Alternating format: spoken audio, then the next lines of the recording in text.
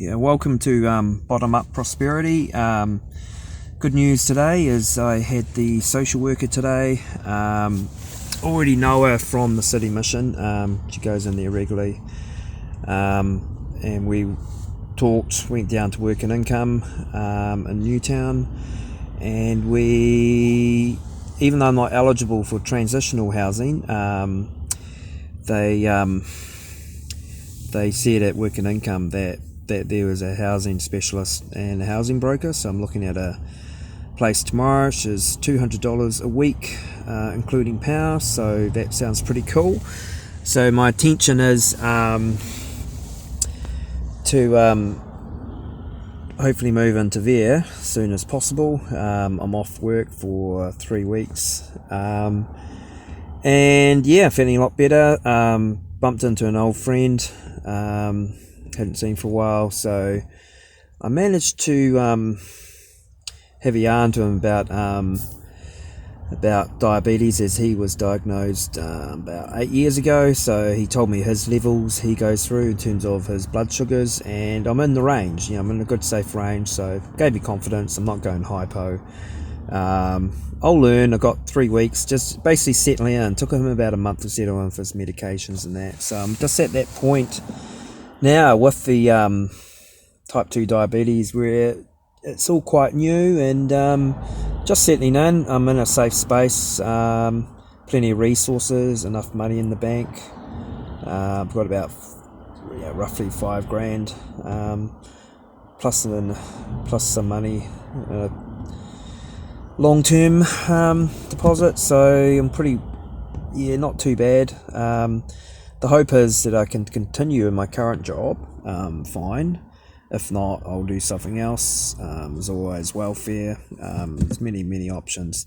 In terms of my van I'm living in, I paid $7,300 for it about a year ago after the lockdown here in New Zealand, and I plan to sell that once I'm in housing and use those resources to maybe get another vehicle. My main focus was to get a vehicle to do Uber Eats, to become self-employed and more self-reliant. So I'll look at that, and if I get a small vehicle or something like that, it'll be for business purposes. So I'll look at some options. Definitely stuff that I can do. So if I'm settled in with my type 2 diabetes treatment, I would be quite confident doing that on the side. It's all about bringing the money in, as you know, if you are watching this. So pretty much start off the bottom, really. So basic housing, 200 New Zealand dollars a week's pretty affordable. I get about 600 or so in the hand from my job at the moment. Unemployment benefits between 250 and 300. Due to my assets, I wouldn't be eligible for accommodation supplements if I was on the dole. They call it job seeker support now, and I'd be means tested and all that, so I'm just a little bit over, modest. My net worth is about, technically, without ignoring student loan, which is interest free, and I don't even count that, my net worth is about $90,000, roughly. So it's a bit of a disclosure of my personal life in terms of assets, but roughly that, give or take. So doing okay financially. Lived pretty cheap the past year, so I had free rent for a year, and now it's a matter of health is number one priority for me, and it's just getting everything lined up for long-term sustainability. We live in a housing crisis in this country. That's what kind of put me off renting, but I know that with my investment into property through family, not through a plan I have, long-term or medium to long-term, where my modest capital will be going into getting on the ladder, just day-to-day work or low, basic living, and renting. That was always part of my plan, potentially. So knowing that I've got modest investment, that's taken care of, and then I just live following my passions. The book on Wellington history, especially, so which my friend is wanting to do, and I'll be back next Wednesday, hopefully helping him. So that was all part of a saga. He helped me by taking me to hospital with our cohort friend, and I got a meeting tomorrow night about that project. So this is more of a video log for my own sanity, or just to talk, really. So to share with the bottom up community, if anyone ever watches this video. So, but it's all documented on YouTube, and yeah. So what I've learnt today is have faith. God works in mysterious ways. Things can always change for the better. You can make change.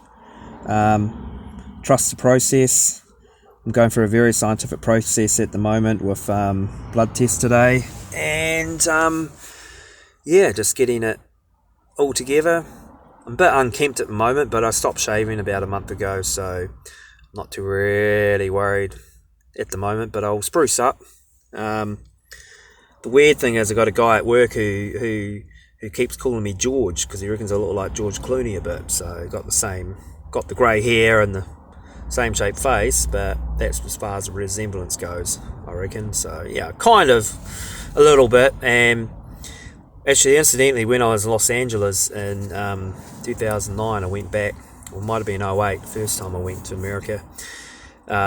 Lady at one of the Hollywood shops, Hollywood Boulevard, gift shops, whatever, insisted I look like Jason Segel off Forgetting Sarah Marshall. So I do have some looks. And this other crazy lady I met on the gallery scene, she was married, and there's another guy me and my other mate knew through the scene who was a drunkard. He's dead now. He died of a heart attack. He had hots for her and had a bit of drama with her, but she kept saying, "You have John Key eyes," and all this shit. That I look like John Key, former New Zealand Prime Minister. So when I spruced up, I look alright. So don't mind showing my face on videos. Got a couple other channels, but this is my main focus at the moment, bottom up. Has been a journey, living the van life, and no tags on this video yet, so I'm not sure how far I'll go. When I get all my shits sorted, I'll try to edit the videos and put some tags so people can see it. So basic updates. I'm eating pretty healthy, plenty of money. Money's not an issue, finances. The medium, I'm more, probably put a word for it, most people have bronze or coppers. I have a lot of bloody silver, actually, so I've got thousands of dollars as opposed to millions or hundreds of thousands. So I'm rich in silver, basically, in terms of personal wealth or resources. So plenty of silver, and silver here. And yeah, so this morning I woke up, my blood sugar levels were about 8.3 or 8.7 or whatever. Had breakfast, I shot up to 19.9, and by lunch they'd gone down to 11 something. So that's not too bad, according to my mate that I talked to today about it, who the one I mentioned has diabetes. So it gives me more confidence what to expect. My main anxiety has been work. It's quite physical, so it's making sure, but it's flexible as well, making sure I don't have the risk of going hypo. So that's low blood sugar levels. So yeah, that's the big question mark in my life at the moment. So training for that. So on my time off, I'll go some walks and experiment. Hit the gym. My second week off, and my last week off, and see how I go. So, but I think it's just a settling in. It's only day 8. So yeah, some positive stuff. Might randomly do another video straight after this, but I'll upload this, and hope you're all doing well in your lives, and yeah, that's it. Chat soon.